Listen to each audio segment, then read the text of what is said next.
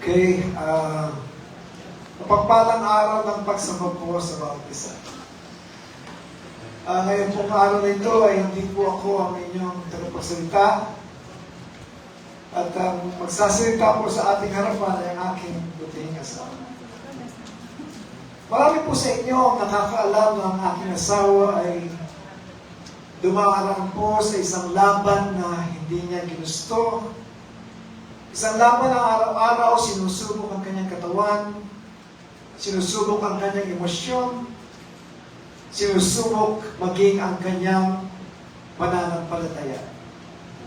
May mga araw na masakit, may mga araw at may mga gabing siya ay nahihirapan.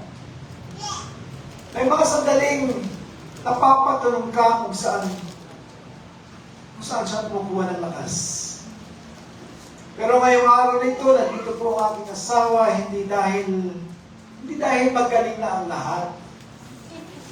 Hindi dahil madali na ang kanyang sitwasyon, kundi dahil ang Diyos ay tapat, ang kanyang biyaya ay sapat. Sabi po sa salita ng Diyos, ang aking biyaya ay sapat na sa iyo, sapagkat ang aking kapangyarihan ay magiging ganap sa kahinaan. Ngayong araw po ito, hindi lakas ng katawan ang ating makikita, kundi lakas ng kanyang pananampalataya. Minsan, hindi kagalingan ang laman, kundi katapatan ng Diyos. Ang sabi ko po sa kanya kahapon, or even last Monday, Tuesday, Wednesday, Thursday, Friday, kinukulit ko siya na ako na lang. Kinukulit ko na siya na baka hindi niya kayanin. Pero ipinilit po niya siya ang mga araw ngayon.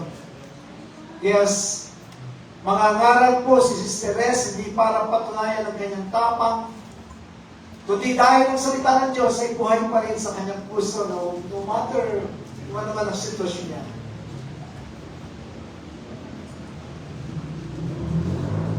Natutunayan ang aking asawa na ang tawag ng Diyos ay mas malakas kaysa takot at sakit. Mga kapatid, ngayong araw, pinaalahanan tayo ng Panginoon na may pag-asa kahit na may luha. May lakas kahit na may sakit. May layunin kahit nasa gitna ng laban. Kaya po ngayon, huwag tayo makinig bilang mga manonood lamang, kundi bilang mga saksi sa ginagawa ng Diyos sa ating buhay, lalo na maging sa buhay ng aking may bahay. Huwag po natin tingnan ang karamdaman, kundi ang Diyos na hindi kailanman bumibitaw. Para sa aking asawa, sa aking kapatid kay Kristo, sa aking kapatid sa pananampalataya, pinupuri ko ang Diyos sa iyong buhay. Tayo po ay manalangin. Salamat po Diyos ngayong umagang ito na pinahintulutan ko po na ang aking asawa ang siyang magsalita sa kabila ng may dinaramdam po siyang sakit sa kanyang katawan na hindi po naging balakid ito sa kanya para hindi ka paglingkuran po sa kanyang buhay. Panginoon, pinupuri ka namin at tinadakila sa buhay ng aking asawa na patuloy na kumakapit sa inyo. Patuloy na hinahanap ang iyong presensya sa kanyang buhay. Pagpalain po ninyo siya, Panginoon. This morning, anoint my wife, empower her, and guide her. Na sa kanyang pagsasalita, gamitin mo lamang po siya bilang inyong mensahero. Itago mo po siya sa ilalim ng inyong krus at sa kanyang pagsasalita, Panginoon, ay ikaw ang patuloy namin makita at maririnig. Patuloy mo siya bigyan ng kalakasan, bigyan ng magandang kalusugan. At sa gayon po ay matatapos niya ang mensaheng ito na ipahayag ang kalooban mo sa aming buhay. Salamat po. Maraming salamat sa iyo po ang lahat ng papuri, pasasalamat at kaluwalhatian sa pangalan ng aming Panginoong Jesus. Amen.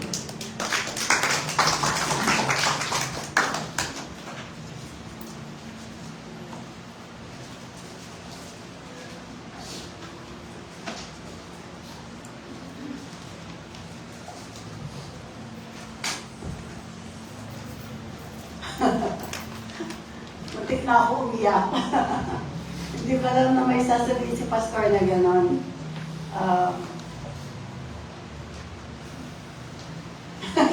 Hindi ko alam paano ako magsisimula. Ano ba to? Actually po, dati kapag gumagawa ako ng mensahe, isang linggo ang kinokonsume ko. Ngayon po, dahil everyday, hindi maganda yung pagkaramdam ko. So, ang mensahe natapos ko siguro isa't kalahating araw. Kagabi ko lang po na-finalize. Ayoko pong lumampas ang araw na ito na hindi maipahayag ang mensahe ng Panginoon. Dahil ito po, involve po lahat tayo, ang ating mga pamilya. Nang magsimula po ang SCM, ang konsepto na sinimulan namin ni Pastor, ang tungkol sa pamilya. Kaya po kung nakikita ninyo, yung sinimulan namin sa tarpaulin yung Joshua 24:15. Ang sabi po, "But as for me and my household, we will serve the Lord." Ang tagal pong panahon na yun ang aming tarpaulin. Napakalaking tarpaulin. At yung pong inaasahan namin, yung advokasya namin na ang bawat makapag-attend sa SCM, mga pamilya. Alam niyo po, hindi kami filial ni Lord. Sa panahon ngayon, nagdadalak po kami. Dahil ang SCM, ang bawat pamilya po na naririto, sila po lahat ay naglilingkod sa Diyos. Hindi ko po sukat akalain ang aming si Papa Berting mag-a-attend din. Ang kanyang lahat pong pamilya niya nandiyan na po. Ang tagal po ng panahon bago naganap yan. Siguro mga 10 years in the making. Pero pinahintulot po ng Panginoon. Kaya napakahalaga po ng ating topic na yon. Kapag po ako'y nag-break, bigyan niyo ako ng 2 minutes. Kasi nawawalan ako ng oxygen. Wow. Hindi ko po naikwento sa inyo last December. Paskong-Pasko, dinala po ako sa ER. Kasi since December 19, nung may party tayo, iba yung pakiramdam ko. Parang nahawa ako na nagpapacheck up ako sa mga inuubo, o doon nakamas ako. Pagdating po ng December 23, nararamdaman ko na hirap na akong humihinga, hindi ako makatulog, na nakahiga, nakaupo ako natutulog. Pagdating ng December 25, 3 a.m., dinala na po ako sa ER. Buti hindi ako na-admit, no? Pero paglabas ko sa ER, okay naman po ako. Kaya lang, hindi normal ang kilos ko. Maglalakad ako ng 10 hakbang. Ako po yung heartbeat ko, umaabot ng 132 yung heart rate ko. At yung pressure ko tumaas. Pero noong December 30, salamat po sa mga panalangin. Kasi po, pinagaling ako ni Lord, natanggal lahat yun, yung nararamdaman ko na yun. Kaya lang, medyo nagkakaroon ng recurrence, siguro, dahil na rin sa marami akong tinitake na gamot. Pero okay po ako. Ang plano ko nga ngayon gusto ko masaya yung pag-deliver ko Pinaiyak ako ni Pastor, nalungkot ako ng konti. Hindi ko alam na meron siyang ganyang sasabihin. Pero sige po, simulan po natin ang ating mensahe. Ang title po natin, Building of Christ, Honoring Family in a Broken World. Ang sabi po, we live in a broken world filled with confusion, magulo po ang mundo, moral compromise, and spiritual darkness. Families today face pressure from culture. Meron na po mga pressure sa kultura, iba't ibang kultura, sa media, and society to abandon biblical values. Ito po ang nagiging pressure ng bawat pamilya ngayon. Nasa pabago-bago, ang teknolohiya natin nag-a-advance. Iba't ibang mga nakikita natin sa social media. Kaya po mga tao, pati po yung kanilang nagkakaroon ng moral decline. Kaya yet God calls His people to build families that honor Christ. Not by blending in, but by standing firm in truth. Mula kanina po, binabanggit mula sa pag-awit, sa testimony ni Brother, Sa lahat po, pati sa communion, nabanggit po yung pagmamahal ng Panginoon sa atin. Gaano nga ba tayo kamahal ng Panginoon? Wala na po tayong mahihiling pa. God is more than enough. Hindi po ba? Kaya, ang Panginoon, hanggat meron pa pong pagkakataon, ang gusto ng Panginoon ng bawat pamilyang naririto sa sanlibutan ay magbigyan niya ng pagkakataon para maligtas. Ang ating pong panahon, we are now on the last days. Kaya kung tayo po, hindi natin papansinin ang Biblia, ang salita ng Panginoon, mapapahamak po tayo. Tatagalugin ko po yung binasa ko. Nabubuhay tayo sa isang sirang mundo na puno ng kalituhan. So, litong-lito na po tayo. Moral na kompromiso at espiritual na kadiliman. Ang mga pamilya ngayon ay nakaharap sa panggigipit mula sa kultura, media at lipunan. Natalikuran ang mga pagpapahalaga sa Biblia. Sa totoo po, nagaganap po ito sa atin. Minsan po, hindi na natin pinapansin ang Biblia. Bakit? Sa lahat po ng bagay na nag-influence sa atin, sa ating paligid. Ngayon pa man, tinawag ng Diyos ang kanyang mga tao upang bumuo ng mga pamilyang magpaparangal kay Kristo. Hindi sa pamamagitan ng pagsasama-sama, ngunit sa pamamagitan ng paninindigan ng matatag na katotohanan. Alamin po natin ano nga ba ibig sabihin ng broken world. Broken world, this is the result of the fall. Nang ang mundo ay mahulog sa kasalanan. Ito po ang simula ng panahon ni Adan at ni Eva. The world fell into sin. So nagkaroon po ng tinatawag na brokenness. Itong brokenness, nagkaroon po ng iba't ibang uri ng mga sakit na hanggang ngayon nararanasan natin. Mga sakit na hindi na po kayang gamutin. Sufferings, mga tao naghihirap. Kung titignan po natin ang buhay ng mahirap, panahon pa, no? 2,000 years ago, hanggang ngayon po ang buhay mahirap. At nagkaroon po ng kamatayan. Death entered to the world through sin.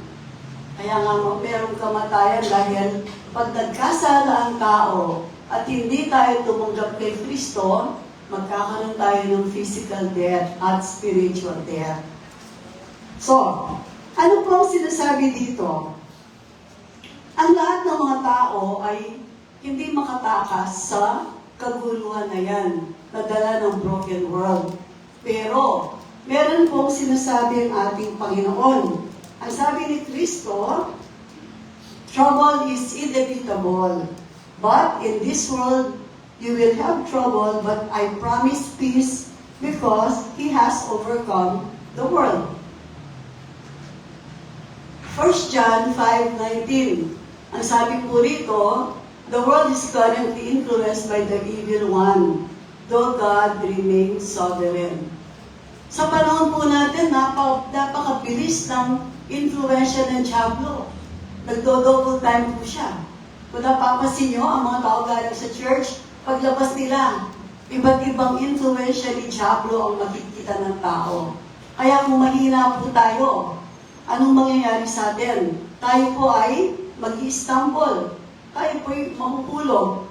Pero sabi po ng Panginoon, I remain sovereign. Ako pa rin ang pinakamakapangyarihan. So, ano po ang sikreto dito?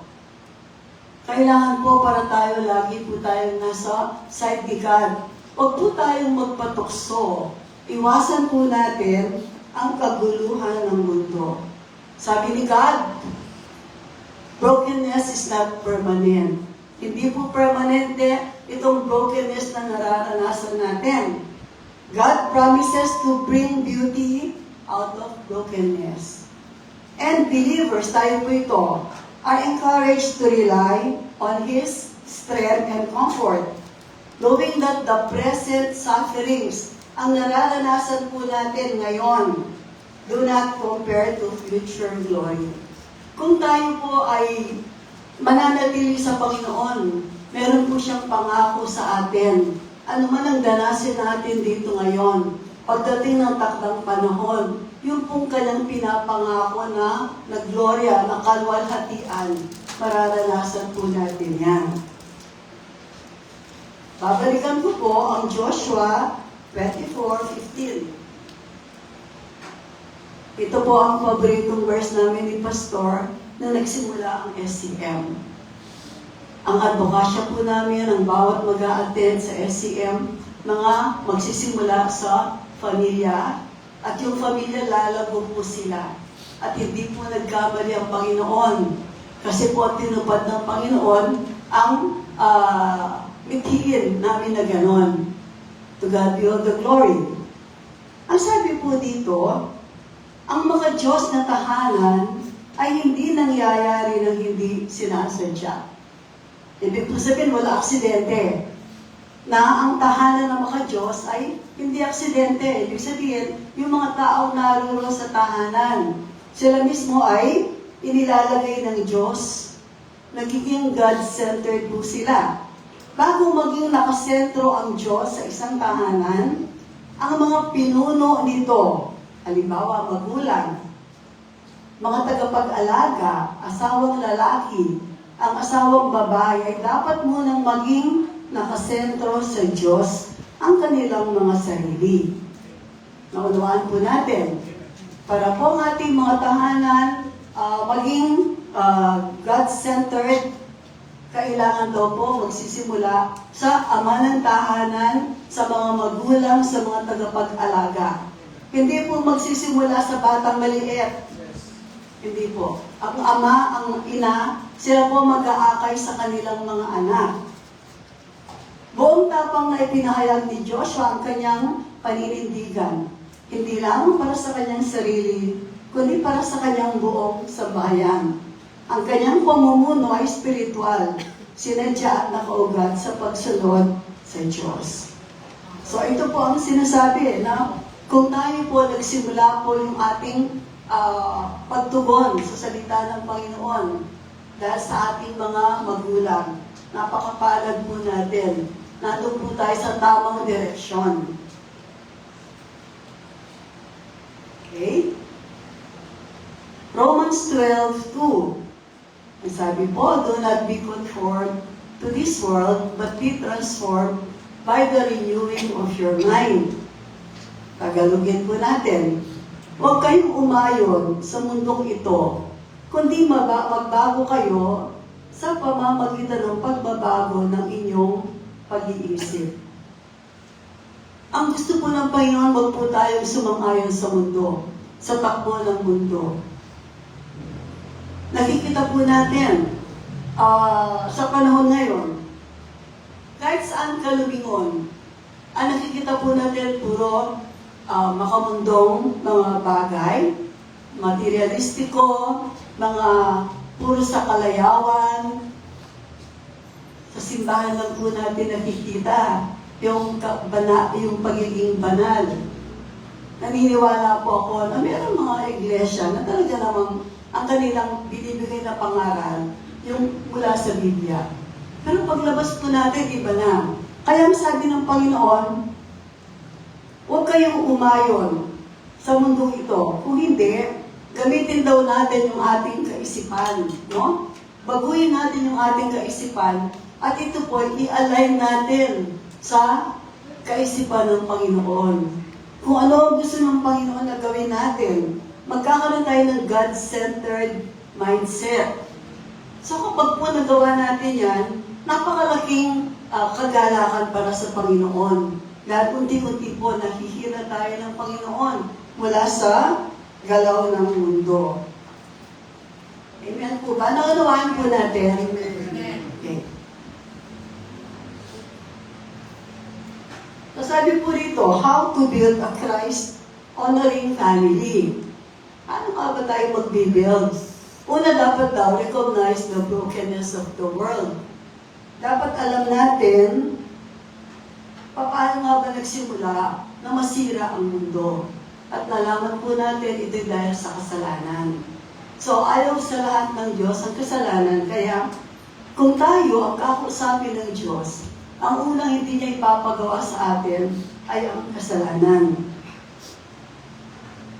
In Timothy, 2 Timothy 3:1-5, it warns that difficult times or perilous times, ibig sabihin delikadong panahon, will come in the last days, characterized by a rise in selfish, materialistic, and immoral behavior, and even among those professing a form of faith.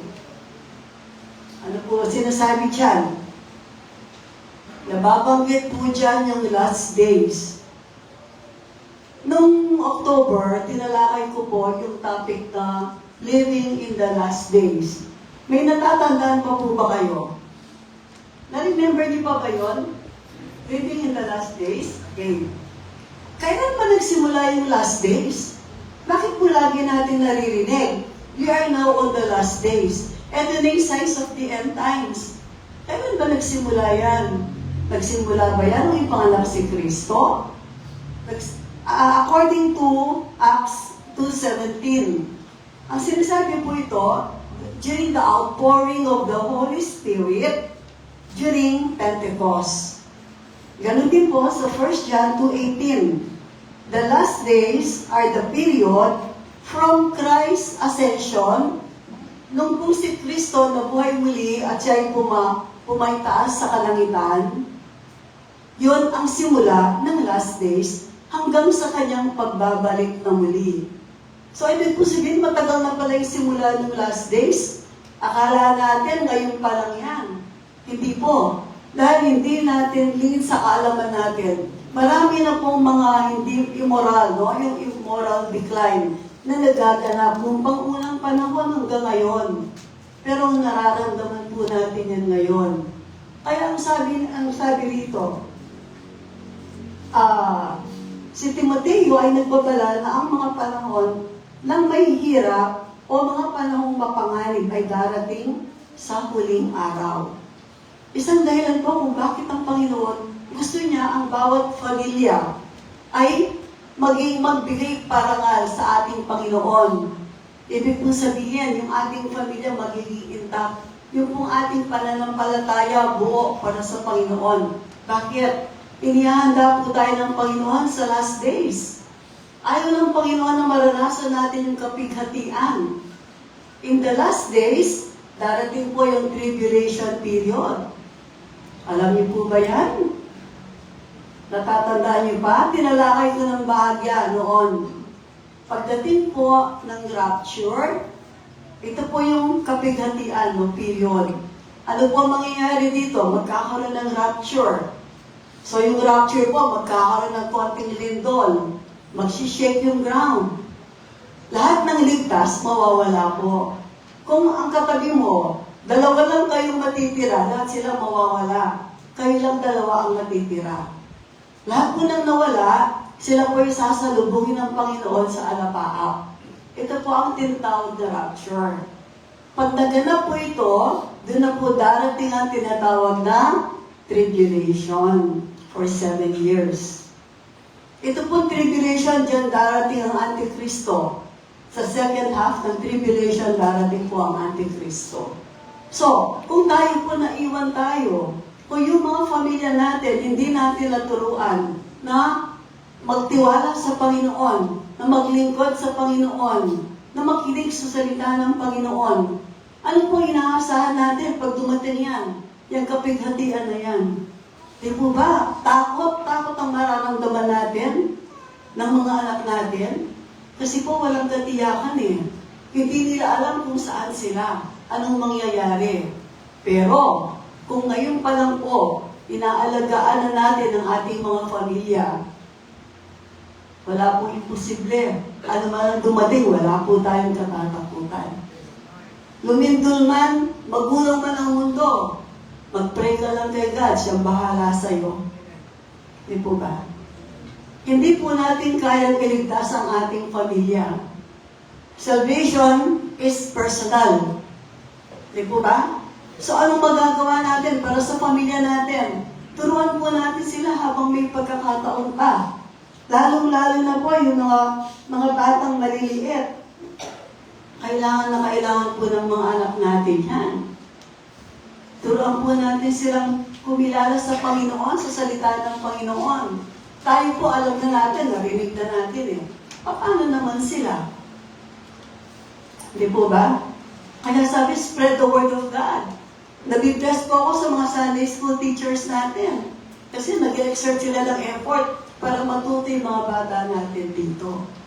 Ministry po yan para sa Panginoon. Amen po ba? Okay. Ito po yung tinatawag nating moral decline. Tingnan lang po natin, alam na po natin na dito na tayo sa last days. People will be lovers of self. O makasarili yan, no? Lovers of money. Boastful. Huwag naman tayong magyabang o maging arrogante. Kahit marami tayong pera, the more na marami kang pera, dapat the more na maging humble ka. Di po ba? Bakit? Ang lahat ng meron tayo, hindi galing sa atin. Huwag natin sabihin pinaghirapan natin. Galing po lahat yan sa Diyos. And God can take anything from you pag ginusto niya. Wala po tayong may pagmamalaki, kaya the more you acquire much money, the more na maging mapagpakumbaba po tayo. Kung meron tayong kailangan tulungan, itulong po natin. Kasi pag namatay ka, hindi mo naman kayang galhin yan. Maniwala po kayo. Pag namatay tayo, wala tayong dala kahit sentimo. Eh, ba't mag-iipon ka ng kayamanan dito? Ba't hindi sa itaas ka mag-ipon? Amen po ba? Amen. Sabi po, abusive, disobedient to parents. Ito po, nakikita na natin. Bakit maraming bata po matitigas ang ulo? Hindi lang batang maliit, mga teenager. Nalulungkot po ako sa nangyaring yan. Bakit po? Marami nagsasabi, nagkaroon lang ng pandemya, ng COVID. Pagkatapos ng COVID, ang mga bata, iba na yung attitude nila. Talaga po bang ang COVID, ang epidemya, ang mayroong dahilan, ang may kasalanan?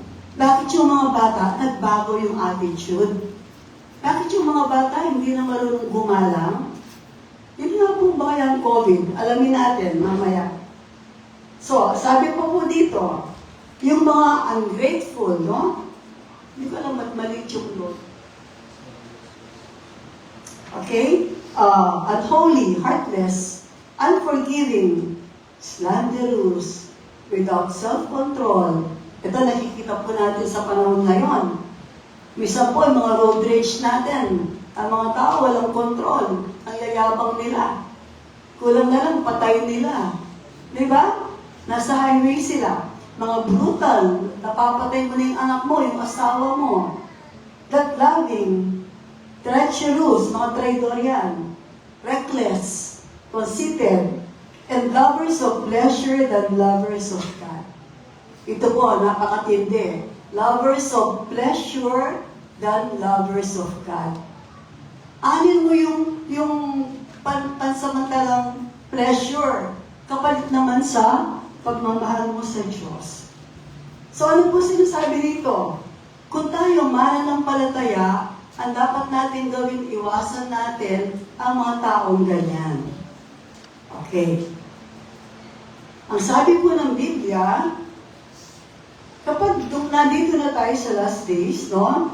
The Bible warns that the world will grow more challenging. Habang tumatagal, nag-challenge po tayo. Kaya ang sabi, family should stay alert, prayerful, and grounded in God's words. Mapagmasid tayo po ay maging alisto, mapanalangin, at lagi po tayong nagbabasa ng Biblia o salita ng Diyos. Okay. Ano po ang dapat natin gawin? Based sa number 1, yung unang sabi natin na recognize natin na ang mundo is broken. Una po, we have to guard what enters your home? Kung tayo magulang, anong dapat natin gawin? Alam natin ang mundo, medyo magulo na. Ang affected yung ating mga anak. One is the social media. Sigurado po ba tayo na yung mga anak natin, nababantayan natin sa mga nakikita nila, napapanood nila? Minsan po hindi, di ba? Ibili mo ng gadget yung anak mo, bahala ka na dyan. Ako, bahala na ako dito. Akala po natin, masaya yung mga anak natin. Kapag bawat hingi nila, binibigay natin, alam niyo po, hindi. Natural lang sa bata yung materialistic sila, pero meron pong hinahanap ang ating mga anak, lalo na yung mga bata, mga magulang, habang kaya pa nating yakapin ang mga anak natin, yakapin na po natin sila. Hanggat kaya natin silang kausapin, ang hinahanap ng mga bata, communication, quality time. Hindi po yung mga gadgets na yan. Tignan niyo po, merong mga pamilya, mahirap sila, ang mga anak nila walang gadgets. Pero matitino ang mga anak nila. Masaya ang mga anak nila. Masisipag ang mga anak nila. Marespeto ang mga anak nila. Kumpara doon sa mga anak na binibigyan lagi ng kung ano-ano. Kasi walang naiisip, walang values na napupunta sa mga batang yan. So, tignan po natin ang mga media. Kung meron po tayong mga maliliit, kahit na po malalaki pa, i-check natin. Kasi kailangan po nila yan. Kung walang magsasabi sa kanila, paano nila malalaman? Kaya tayo po yung authority, tayo ang magulang. Hindi po ba? Walang magsasabi sa mga anak natin ang mga values at influences. Dahil po tayo, nag-e-evolve ang mundo. Nag-e-evolve. Ibig sabihin, unti-unti nagbabago. Because of technology. Para dito, walang pinagkaiba ito sa ano. Yung evolution of man, mula sa unggoy, naging tao. Parang ganon. So ito pong evolution na to, ito influensya na to. Marami po tayong nakukuha ang influensya from the West. Mula sa Amerika, Europa, iba't ibang parte ng mundo. Minsan po, hindi naman po bawal yun eh. Basta, nasa tamang lugar. Halimbawa, yung kanilang mga cuisine, yung pagkain nila, yung mga Koreans, di po ba? Na-influence tayo ng mga samji nila, yung kanilang mga sayaw-sayaw. Wala pong masama dyan. Pero kapag yung influensyang makukuha natin, hindi na maganda, hindi na po natin dapat i-allow yan sa mga anak natin. Yung pong values. Pag sinabi natin values, merong cultural, spiritual. Ang kultura, pwede pong magbago kasi tayo. Yung cultural values natin, nakuha natin na iba sa mga Kastila, mga Amerikano. Pero, meron po tayong values na hindi natin dapat kalimutan. Alam niyo po ba sa buong mundo, ang mga Filipino, sila yung gustong-gustong partner ng mga foreigner. Bakit? Meron sila isang trait, costumbre, o values. Ito po yung close family ties. Sa mga banyaga, wala pong ganyan. Meron akong estudyante, Japanese, ang asawa niya, Pilipina. Tuwan-tuwa siya sa kanyang mother-in-law. Kasi po, vibes na vibes sila. Sabi niya, pag nagkakasakit ako, ang biyanan ko nag-aalaga sa akin. Sa mga magulang niya, hindi ganon. No? Ibig sabihin, kaya po gusto nila tayo kasi sa ating costumbre. Yung ating tradition na close tayo. Hindi po ba? Minsan nga, yung anak ko may asawa na, kasama mo pa. Pero that is part of the family, kumbaga family bonding na ino-honor naman ng God yan eh. Alam lang po nating dalihin. Kasi iba talaga ang pamilya. Sila po yung support system natin. After the family, ang pangalawang support system natin, ang church. Maniwala po kayo. Ang kapitbahay mo, baka hindi ka matulungan. Pero ang church, nandiyan po siya lagi. Maliban sa ating pamilya. So, ito po sinasabi natin mga values. Kung tayo po, binabantayan po natin yung ating mga pamilya. Pwede po natin ituro sa kanila yung mga values. Nung nag-pandemic, sabi, nagbago ang mga bata. Hindi na marunong magrespeto, hindi na marunong magmano, sumasagot na sa magulang. Alam po ninyo, hindi po kasalanan ng pandemic yon. Nasa magulang po yan. Kasi meron po tayong authority sa kanila. Huwag po natin silang tantanan, kausapin natin, ipaliwanag natin in a very nice way. Ako po lumaki mga anak ko, hindi ako sumisigaw. Hindi ako namalo. Ewan ko lang kay pastor. Yan ha? Hindi ko sinasadya yun. At ang mga anak po namin, lumaki sila sa Sunday school. Yung was 5, Daniel was 9. Pag nag-church na po kami, dinidiretso ko sila sa Sunday school. Akala ko naglalaro lang sila. Pero alam niyo po ba, nakakakuha pa sila ng mga medal. Ibig sabihin hanggang sa pagtanda po nila, dala-dala nila yung kanilang natutunan. Yan po ang dapat natin i-instill sa isip ng mga anak natin. Hindi lang po mga bata, hanggang po yung mga teenager. Bakit marami po nagsusuicide na yun? Nakikita po natin, ganun ba kadali ang magpatiwakal? Basta mahirap po yun, di ba? Pag nag-suicide ka, wala ka ng passport to heaven. Nawawala na po yung pag-asa na yun. Pero bakit nagagawa po nila? Kasi nowhere to go. Hindi nila alam kung sino pupuntahan nila. Kasi hindi po na ituro ang Biblia sa kanila. Hindi na ituro yung pagpapahalaga sa Espiritu. Mapalad po ang mga anak natin. Kasi kahit pa paano po, naririnig nila ang salita ng Panginoon. Yung pangalawa po, teach discernment, not fear. Turuan po natin sila na malaman nila yung tama at mali. Nang sa gayon, wala po silang katatakutan kahit ano man ang dumating sa buhay nila. Kung alam mo yung tama, fear no one. Ang tama is always God. Amen po ba? Amen. Naintindihan niya, hindi ko. Okay? Number 2. Praise God. Hindi po ako nawawalan ng oxygen. I prayed so hard na yung mga magdidistract, alisin po ni God. Yeah. Sa amin, 2 salita lang eh. Humihingal na ako. 3 hakbang lang. Ang heartbeat ko, kanina 111 ang heart rate ko. Ngayon, siguro bumaba na. Okay, number 2 po. Establish Christ as the foundation. Tignan natin ito. In 1 Corinthians 3:11, for no other foundation can anyone lay than which is laid, which is Jesus Christ. Ang sabi po dito, a Christ-honoring family is built on Jesus. His teachings, His example, His lordship. When Christ is the foundation, the family can withstand storms, trials, and cultural pressure. Amen po ba? Kapag si Kristo ang pundasyon natin, wala pong bagyong malakas na gagabi sa atin.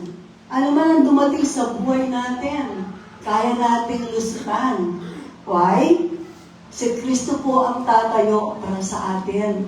Siya po nandun sa harapan natin, pinipigilan niya ang lahat ng mga dumarating na sakuna sa buhay natin. One reason why Christians are not supposed to miss any Sunday obligation, ito po galing po sa sarili kong opinion, is to learn more about His teachings, His lordship. We get to understand God's love and put all our trust in Him. And most important, we offer Him our highest praises and worship. Bakit pag Sunday, meron kang dahilan para hindi mag-church? Pero pag meron kang pupuntahan, okay lang. Bakit? Pero kung wala kang pera, sige na nga, mag-church na ako.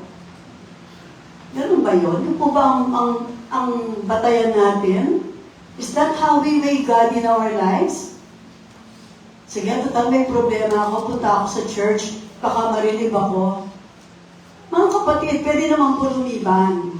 Pag ang reason natin valid, hindi ka makatayo, may sakit ka, pero kung ang kapalit yung pressure, sorry po, kung meron man magdaramdam, wala po, no offense meant. I am speaking in general. Pinapasabi po ng Panginoon ito. Kung puro pleasure lang, ipagpapalit mo ang matututunan mo sa Panginoon, nonsense po yun. You have to prioritize God. Kasi foundation siya ng buhay mo eh. So kailangan, alam mo yung teachings, no? Alam mo yung lahat. Yung kanyang yung lordship, yung laman ng Biblia. At kapag nagpunta tayo, we give Him the highest praise and worship. Yun po ang nakikita ng Diyos sa atin. Natutuwa siya kapag nakita niyang nag-exert tayo ng effort. Siya lahat nagbibigay sa atin, di ba? All what we need. Tapos pupunta ka lang dito, mamasahe ka lang, hindi ka makapunta. Eh, paano yung binigay niyang pagkain sa'yo kagabi? Paano yung binibigay niya ang pambili mo ng gadgets? Paano yung trabaho binigay niya sa'yo? Second, lang ba si God? Parang second choice. Mga kapatid, alam ko ito, food for thought. Isipin po natin, pwede tayo magkamali, pero huwag naman madalas. Okay. Meron pong tanong dito. Is Christ truly Lord of your home or just a Sunday mention? Siya po ba talaga ang Diyos ng ating mga tahanan? O baka alam lang natin, nababanggit lang pag Sunday. Sunday ngayon, simba tayo. Doon lang natin naaalala si Kristo. Doon natin naiisip, obligasyon natin, simba muna tayo. Sa iba nga mga iglesia doon lang sila sa labas Darating sila late ng 30 minutes, tatayo sila. Tapos pag nagbigay na yung kanilang ministro, lalabas na sila. Sa tingin nila, nakagawa na sila ng obligasyon. Asa si Kristo doon? Meron po bang sacrifice yun? Wala, di ba? Di ba masarap yung simulan mo hanggang katapusan? Maramdaman mo yung pagpapala ng Panginoon. So, Sunday is not just a mention. Hindi lang po kailangan banggitin Sunday, obligasyon natin. Okay, do family decisions reflect Christ's values? Para po maliwanagan natin ito, maunawaan natin, magbibigay po ako ng mga halimbawa lang. Marami ako examples, pero pipili lang ako ng mailan. Isang po, yung pong prioritizing family time over overtime. Minsan po, dahil kailangan natin yung pera para sa pamilya, minsan kulang na lang, hindi ka na umuwi, mag-overtime ka. Dapat po dito, at tinitignan natin yung Christ values. Ano bang mas mahalaga? Yung bang samahan mo yung pamilya mo? O yung overtime na nakakaunti lang ang kikitain mo? Pero yung mga anak mo naman, pag sinamahan mo sila, meron kayong nurturing ng relationship. The value of nurturing relationship. Yung po inyong relasyon nagiging nanonorish, yung naalagaan. Diba? Na-enhance. Isa pa pong halimbawa. Ito po, in general din. Generous giving or tithing. Ang sabi po sa Malakay, magbigay ka ng tithes na 10%. Sa Biblia po yan. Pero sa New Testament, nagkaroon po ng alteration. Ang sabi po, God loves a cheerful giver. Kung alin magaan para sa'yo, yun ay ibigay mo. Totoo po yun. Kung talagang wala kang ibibigay, yun ang ibigay mo.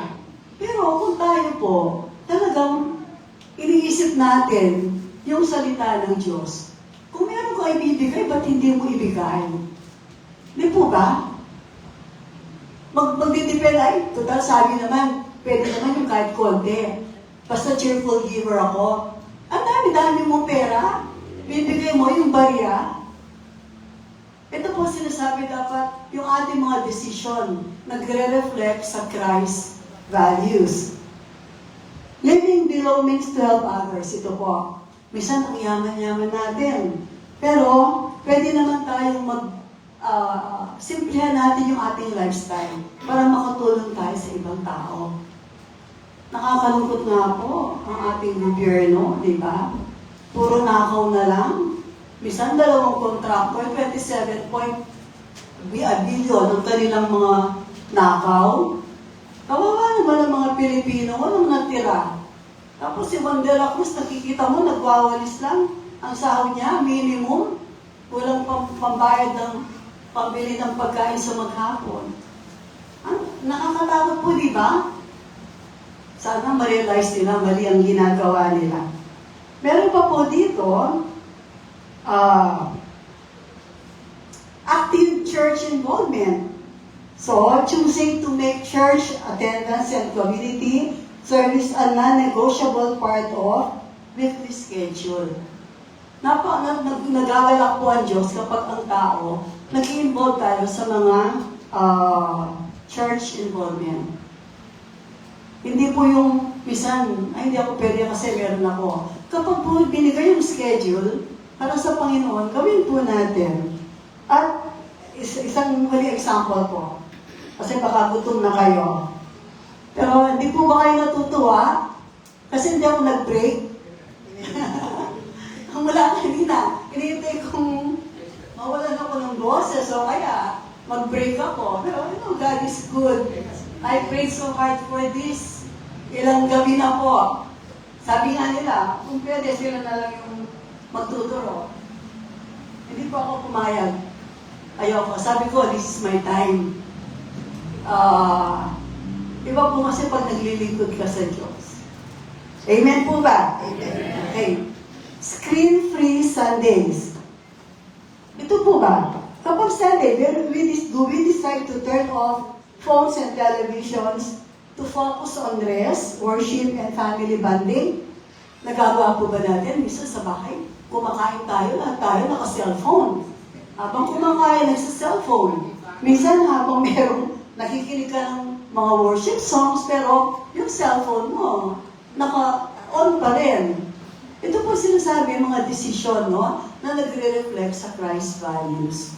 Kung ang Panginoon po pinagpapahalagaan natin, ibig po sabihin, pwede nating i-sacrifice lahat para sa Kanya. Okay. Malapit na po. I'll move to number 3. Apat lang po ito. Live differently without losing love. Ang sabi po, let your light so shine before men. Being different does not mean being harsh or judgmental. A Christ-honoring family shines through love, kindness, forgiveness, and integrity. The goal is not isolation from the world, but influence within it. Sabi nga ang Kristiyano, we are the light of the world and salt of the earth. Alam na alam kapag Kristiyano ka, iba yung, Kristiyano ka pala, at Kristiyano siya. Di po ba? Kristiyano ka pala, parang ngayon lang nila nalaman na Kristiyano ka. Pero kung sinabi, si brother, Christian, iba po yung dating nun. So tayo, sinasabi rito, let your light shine before men. Okay lang po na tayo iiwalay natin ang sarili natin. Huwag po tayong umayon sa mundo. Hindi naman po pagiging judgmental yan eh. Although meron ibang tao, pagkakala nila, banal sila. Ang tingin nila sa ibang tao, makasalanan. Iba po yun. Pag totoong Kristiyano ka, ang nangyayari, inuunawa mo pa yung mga taong ganon. Di po ba? Hindi po tayo judgmental. At ang isang Christ-honoring family, makikita po sa kanila yung pagmamahal, yung kabaitan, yung pagpapatawad at integridad. Tandaan niyo po yan. Kung tayo po Christ-honoring family, marunong tayong magpatawad, meron tayong kabutihan, tayo po ay mapagmahal at meron tayong integridad. What is integrity? Integrity is doing the right thing even when no one sees you. Kahit walang nakakakita sa'yo, gawa ka ng kabutihan ng bagay na tama. Amen po ba? Okay. Ito po, ang anong gagawin natin dito sa number 3. Malapit na po ako matapos. Teach children how to stand for truth with grace. Yan lang naman pong tuturo natin sa mga anak natin eh. Panindigan mo yung katotohanan. Kung anong natututunan mo, yan ang panindigan mo. And yung pangalawa po, show Christ through everyday actions. Paano mo mapapasunod ang anak mo kung ikaw mismo hindi mo ginagawa? Hindi po ba? Hindi kaya nagtataka yung mga anak natin. Pag Sunday, ba't hindi tayo nag-church? Meron po mga batang ganyan, nagtataka sila. Bakit hindi kami nag-church? O iba nag-church? Wala po silang nakikita. Yung pagmamahal na hinahanap sa magulang, hindi nila nakikita. Kasi puro material. Paano ma-expect na yung mga bata magiging mapagmahal, magiging marespeto, kung wala po sila nakikita sa magulang? Mga kapatid, it's high time. Marami pa po tayong pagkakataon para baguhin ang lahat. And number 4, panghuli na po ito niya. Strengthen the family through prayer and unity. Ano po ang dapat natin gawin? Kailangan daw, sa Ecclesiastes, a threefold cord is not quickly broken. Ano po yung threefold cord? Hindi daw madaling ma-break.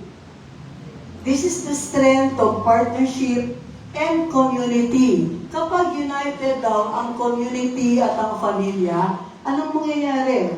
Kahit na ang isang tao doon medyo mag-overpowered, dalawa pa rin yung magdedepende sa kanilang sarili. Ibig sabihin, matatag po yung cord na yon. Katulad din yan ng pamilya. This verse emphasizes that companionship provides protection, support, and greater resilience against life's challenges. Ang sabi po dito, ang panalangin ay nagbubuklod sa pamilya at napapanatili kay Kristo sa gitna. So ang panalangin po ang kailangan ng bawat pamilya. Ang pagkakaisa hindi nangangahulugan ng pagiging perfecto. Ito ang nangangahulugan ng pagpili, ng pagmamahal, pagpapatawad, at pagkakaisa sa kabila ng mga kahinaan. Building a Christ-honoring family in a broken world is not easy. Mahirap po itayo ang pamilya na nagbibigay dala sa ating Panginoon, lalo na sa ganitong broken world. But it is possible through Christ. When families stand on God's word, rely on prayer, and live out Christ's love, they become powerful testimony of God's grace in their lives. Tatagalugin ko lang po. Ito na po yung pinakahuli.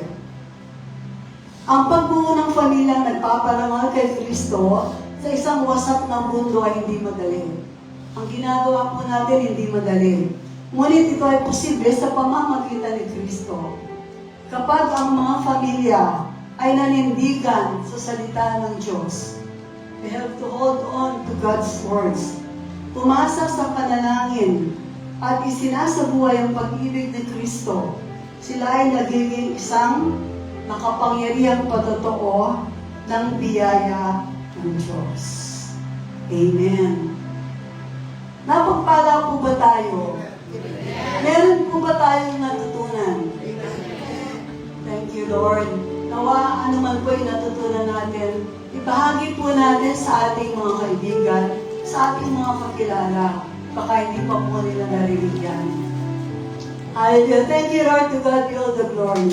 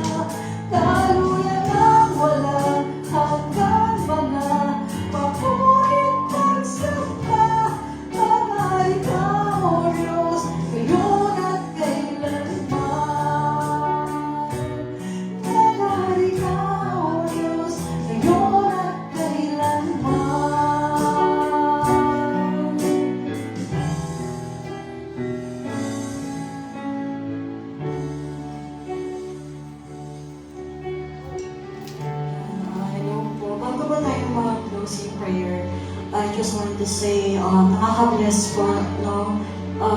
Talagang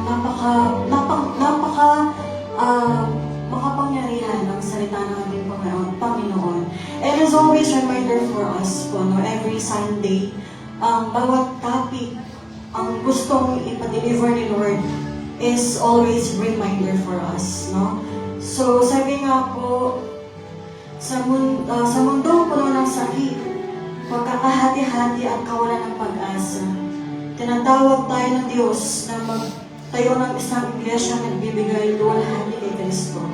Ang iglesia ay hindi lamang gusali, pagkus ito tayo. Amen. Tayo ang kanyang katawan, tinawag upang maging liwanag sa kadiliman at asin sa mundong nawawalan ng lasa. Amen. Ang isang Christ-honoring church ay itinatayo sa pundasyon ng pag-ibig, kababaang loob at katotohanan.